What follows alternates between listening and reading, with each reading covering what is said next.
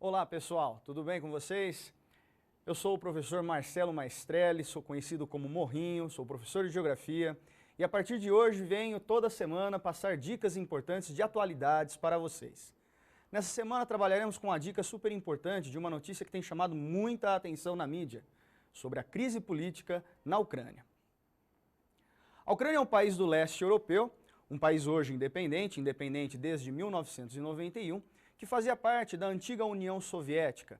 E assim como a União Soviética, como fazia parte da União Soviética, era um dos países seguidores do sistema socialista. Hoje, a Ucrânia, enquanto país independente, adota práticas capitalistas em sua economia, bem como outros princípios democráticos distintos daquela democracia verificada durante a vigência do socialismo. A situação ucraniana chama bastante atenção pela constante cobrança de conflitos internos em vestibulares, e é justamente sobre isso que nós conversaremos hoje. Vamos dar uma olhada no mapa para conversarmos um pouco mais sobre essa situação. Pelo mapa, turma, muita gente está falando que essa nova crise política na Ucrânia remonta muito ao período da Guerra Fria, aquele período em que Estados Unidos e União Soviética disputaram em termos ideológicos, políticos, econômicos e até mesmo tecnológicos boa parte das regiões do nosso planeta.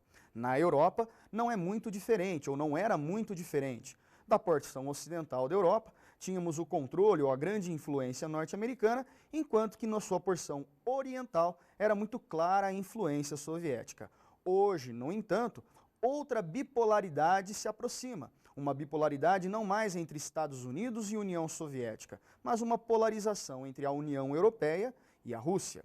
Como vocês podem observar no mapa, pessoal, temos aí, na porção ocidental do continente europeu, uma área onde tanto a União Europeia quanto a OTAN exercem grande influência.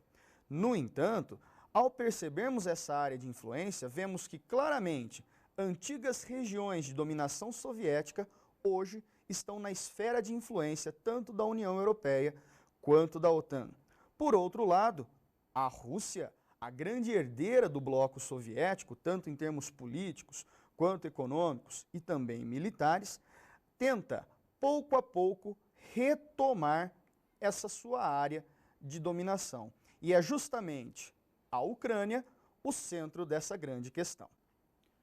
O que acontece hoje na Ucrânia é que tanto a União Europeia quanto a Rússia tentam colocar esse país sobre a sua esfera de dominação política e econômica.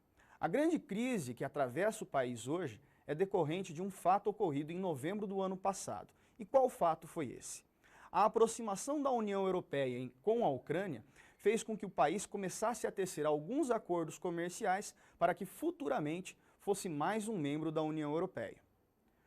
Vale lembrar, pessoal, que a União Europeia, desde 2004, já conta entre seus participantes com muitos países do antigo bloco soviético, países também que faziam parte da antiga União Soviética, como a Estônia, a Letônia, a Lituânia, a Polônia, Romênia, Bulgária, países que eram socialistas, mas não que faziam parte da União Soviética, também hoje estão presentes dentro da União Europeia. Por outro lado, pessoal, o governo russo ainda sente um grande rancor com o final da União Soviética. E por conta disso, ao perceber que as suas antigas áreas de influência estão cada vez mais próximas da União Europeia, o governo russo tenta impor o seu poder através ou de ajudas econômicas ou até mesmo em torno da imposição militar. Vamos dar uma olhada no slide e entender um pouquinho mais sobre essa situação. Então, como eu falei para vocês, turminha, a crise na Ucrânia ela teve origem no mês de novembro do ano passado, a partir do momento em que aquele acordo que estava sendo construído com a União Europeia foi rompido e, ao mesmo tempo, o governo ucraniano, representado por este senhor, o Viktor Yanukovych, realizou uma grande aproximação política e econômica com a Rússia. Pois bem, quais seriam então as causas dessa grande tensão entre a Ucrânia, a União Europeia e a Rússia? Basicamente uma questão comercial e a busca por influência política, a questão comercial envolvendo Rússia e Ucrânia e, ao mesmo tempo, União Europeia e Ucrânia. E, ao mesmo tempo, a União Europeia querendo expandir a sua esfera de influência em direção ao leste europeu, onde a Ucrânia é considerado um território estratégico, e a Rússia tentando retomar essa sua grande influência no leste europeu, onde a Ucrânia, há muito tempo atrás, há cerca de 20 anos atrás, já fazia parte do território da antiga União Soviética. Precisamos entender também de que forma que a Rússia realiza essa grande pressão com o governo ucraniano e em que sentido os manifestantes estão nas ruas se colocando contra todo esse processo político. Vamos voltar ao slide. Os principais elementos da pressão russa sobre a Ucrânia. Primeiro elemento importante, sobre o território ucraniano passam gasodutos russos, que não apenas abastecem o território ucraniano, mas abastecem também a própria União Europeia. Como uma forma de aproximação política e econômica da Rússia com a Ucrânia, os russos concedem um fornecimento mais barato desse gás natural, fazendo assim com que os ucranianos não fiquem sem esse recurso tão importante no momento do inverno, afinal o frio é muito intenso no país, e até mesmo na geração de energia no dia a dia da população e de sua economia. Um segundo elemento importante dessa pressão realizada pela Rússia diz respeito à ajuda econômica fornecida pela Rússia para os ucranianos. Uma das formas que os países têm de arrecadar dinheiro a curto prazo é vendendo títulos de dívida.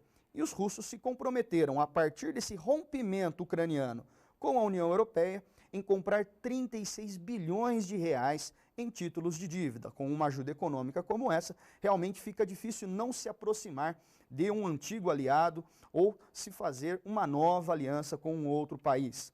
Um terceiro elemento importante não diz respeito à economia, e sim à questão militar.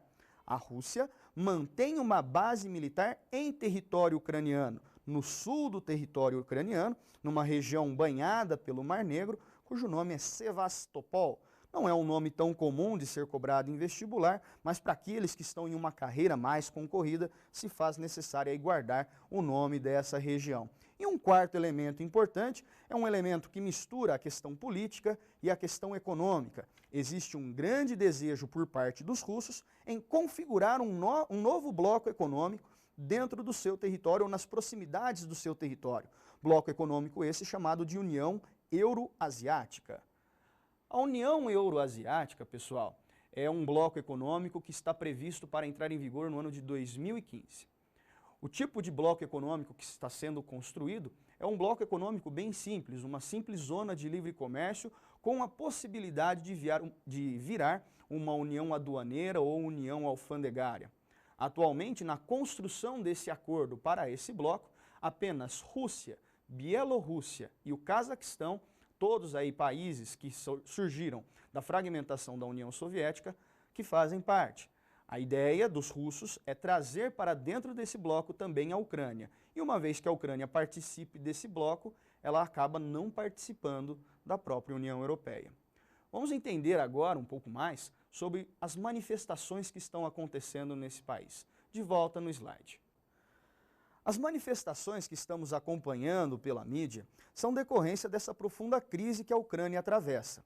Os manifestantes, em sua maioria ucranianos nativos, são contra esse retorno à esfera de influência da União Soviética ou mesmo do próprio território russo.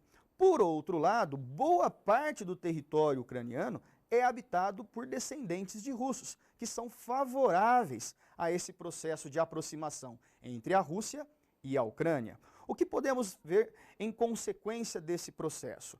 A violência vai aumentar enquanto essa situação não for resolvida, então o governo vai ter que decidir se ele realmente vai se aproximar da Rússia ou vai retomar o diálogo com a União Europeia.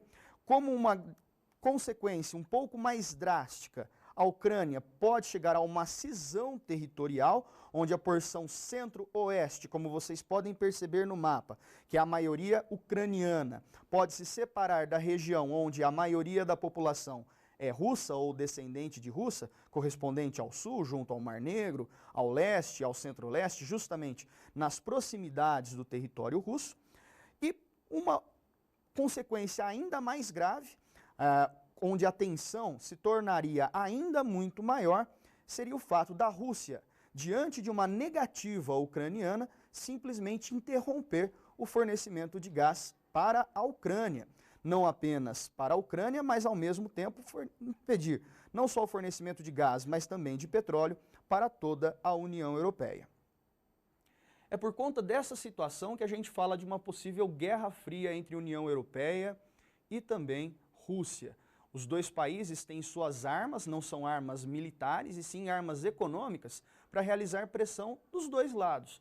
Portanto, aluno, fique muito ligado nas consequências desse fato e futuramente poderemos conversar um pouco mais sobre isso. Um abraço e bons estudos!